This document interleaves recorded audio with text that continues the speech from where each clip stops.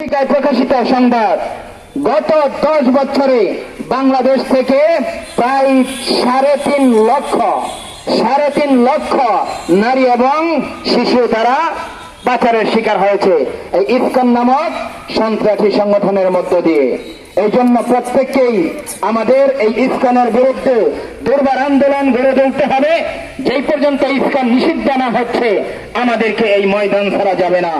এই পর্যায়ে বক্তব্য নিয়ে আসছেন বাগনিবাড়ি ফকিরবাড়ি জামে মসজিদের সম্মানিত ইমাম ও খতিব হযরত মাওলানা মুফতি ইয়ার হোসেন।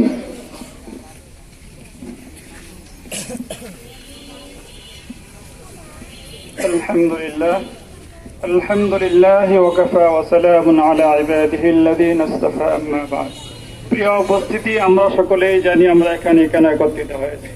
সবচেয়ে দুঃখের বিষয় যে আমরা 92% মুসলমান হয়ে এদেশের মধ্যে আমরা নির্যাতনের শিকার হচ্ছি, আর সেই নির্যাতনের প্রতিকার করার মতো আমাদের পক্ষে ওই রকম জনসংগঠন কেউ আমাদের পাশে এসে দাঁড়াইতেছে না।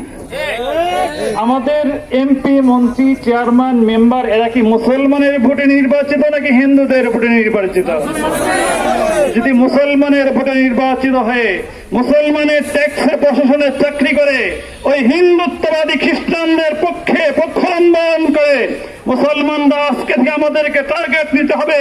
যদি প্রশাসন আমাদের বিরুদ্ধে যে মুসলমানের কন্যার বিরুদ্ধে যে যদি তারা প্রশাসন ব্যবস্থা গ্রহণ করে, এই প্রশাসন কিন্তু শেখ হাসিনার প্রশাসন, এরা কিন্তু থানা থেকে পড়িয়েছিল, এদেরকে আবার তাড়াতে হবে, এদেরকে চাকরি থেকে সবগুলোকে বয়কট করতে হবে।